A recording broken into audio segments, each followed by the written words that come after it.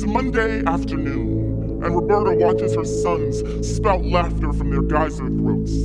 Sun-choked and filled with joy when she brings them to the beach.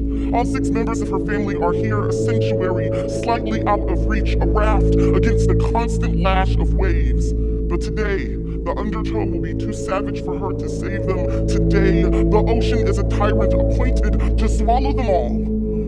Until 80 complete strangers build their version of a wall in the Gulf of Mexico, singularly summoned to ferry Roberta's drowning family back to shore. Humans who instinctively know every wall needs at least one door. Today, 80 Samaritans became bodies of resistance. Today, 80 people rebelled against an apathetic ocean's insistence on a sacrifice. And this is life, y'all, in these bodies.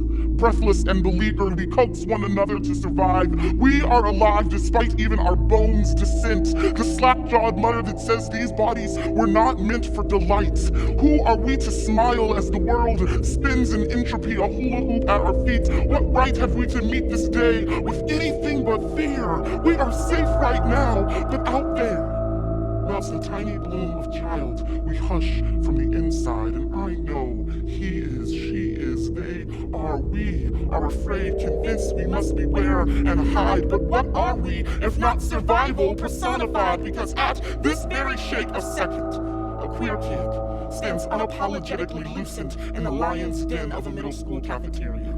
Just as a woman steels herself and takes a seat in the precinct, preparing to report the rape, defiant against the red tape that would sooner indict the length of her skirt, only to acquit the menace of toxic masculinity. As a fabulously fat woman on a plane explains to the man who has spent the last 40 minutes shaming her body in a series of tweets that she has no intentions on vacating her seat of dignity to make room for his hate. At the exact second, a trans woman turns the doorknob on a woman's restroom as a politician attempts to legislate her into invisibility. A college student with cerebral palsy and 7,000 signatures petitions for accessibility in the office of a university dean.